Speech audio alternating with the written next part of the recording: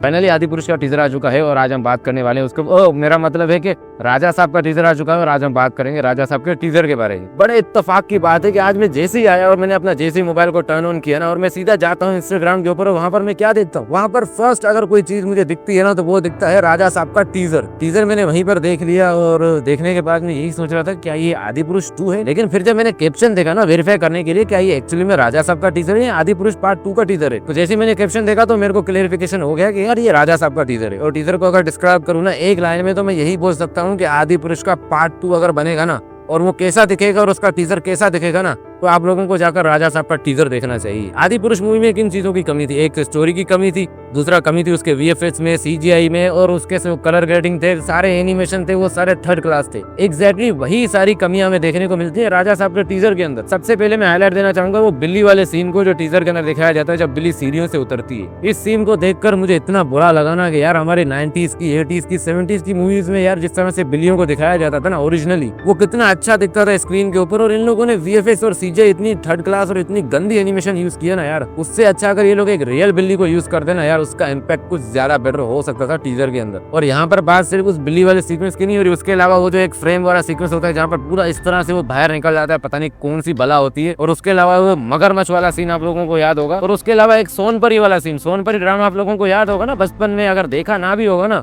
तो उसकी क्लिप्स और उसका नाम आप लोगों ने डेफिनेटली अपने घर वालों के मुंह से भी सुना होगा। फर्स्ट ऑफ ऑल मैं इस एक्ट्रेस को जानता नहीं हूँ तो मैंने इसका प्रीवियस बार देखा नहीं है, लेकिन इसका नाम आई थिंक मरुथी नाम से है जो कि मैंने कैप्शन में देखा था। और ये बनी है यहाँ पर सोनपरी, जिसे देखकर मुझे सोनपरी जो एक्चुअली की सोनपरी थी ना उसकी याद आ गई मुझे। और अगर हमारे प्रभास की बात करें तो टू बी ऑनेस्ट अगर मैं बताऊं तो प्रभास जब स्क्रीन पे आता है ना तो उसकी स्क्रीन प्रेजेंस जो है ना वो एक्चुअली में दिखती तो है, लेकिन वो बंदा ना इतना ब्रिलियंट एक्टर है और उसकी जो स्क्रीन प्रेजेंस है ना वो इतनी ब्रिलियंट है, लेकिन यार वो काम इतने थर्ड क्लास लोगों के साथ करता है। और ये सोच कर ना मुझे पर्सनली बहुत बुरा लगता है क्या ये अक्षय कुमार की तरह पैसे कमाने के चक्कर में इस तरह करता है या ये एक्चुअली में इतना इनोसेंट है। बाहुबली के बाद ना प्रभास की कोई भी ऐसी पिक्चर आई नहीं है जिसे हम लोग देखकर ऐसा प्राउड फील करे प्रभास के काम को लेकर, चाहे वो साहू मूवी हो, चाहे वो राधे श्याम मूवी हो, चाहे वो सालार हो, चाहे वो आदिपुरुष हो। इनमें से कोई भी एक पर्टिकुलर ऐसी मूवी नहीं है जिन्होंने हमारे ऊपर एक बहुत बड़ा इम्पैक्ट डाला हो जैसे कि बाहुबली ने डाला था। और यही सोच कर ना मुझे पर्सनली बहुत बुरा लगता है प्रभास के बारे में कि यार इतना ब्रिलियंट एक्टर है और इतनी ब्रिलियंट इसकी स्क्रीन प्रेजेंस है और इसको इतना घटिया तरीके से प्रेजेंट किया जाता है, वो भी ऐसे डायरेक्टर्स और राइटर्स के साथ। बाकी अगर टीजर की बात करूँ ना टीजर उतना अच्छा नहीं लगा है मुझे। टीजर के अंदर हमें संजय दत्त भी देखने को मिले, अब वो पता नहीं कौन सा कैरेक्टर निभा रहे हैं वो तो मुझे समझ में नहीं है टीजर देखकर। और वैसे भी संजू बाबा का जो लुक है ना वो हर फिल्म में अब सेम ही दिख रहा है मुझे। आप उसकी कोई भी मूवी उठा लो ना केजीएफ चैप्टर 2 के बाद वो सारे लुक्स ना आपको सेम लगेंगे, तो ज्यादा कुछ डिफरेंट मुझे लगा नहीं संजू बाबा का कैरेक्टर देखकर राजा साहब के टीजर के अंदर। और टीजर के अंदर ये दिखाया जा रहा है कि बहुत बड़ी हॉरर फैंटेसी टाइप की एक मूवी बनाई है इन लोगों ने। अगर इतनी बड़ी मूवी बना रहे हो यार, प्रभास के साथ तुम लोगों को काम करने का मौका मिल रहा है और तुम लोग इतने घटिया वीएफएक्स यूज कर रहे हो, इतने गंदी एनिमेशन यूज कर रहे हो यार, तुम लोगों को ये यूज करते हुए भी शर्म आना चाहिए मेरे हिसाब से यार। तो खैर ज्यादा बात ना करते हुए ओवरऑल टीजर मुझे एकदम फीका लगा है, कोई इतना बड़ा खास लगा नहीं है। मूवी आने वाली है 5 दिसंबर को, यानी कि मेरे बर्थडे पे आ रही है। अब मुझे मेरे बर्थडे पे इस साल ऐसा सरप्राइज मिलेगा और मैं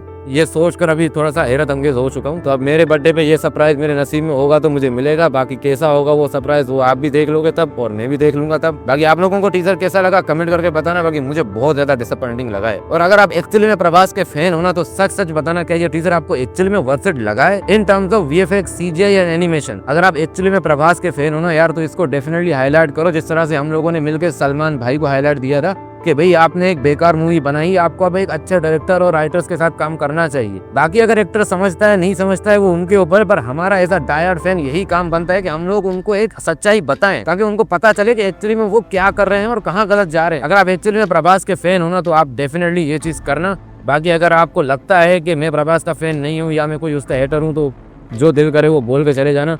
बाकी मिलते हैं वीडियो में, तब तक के लिए खुदा हाफिज।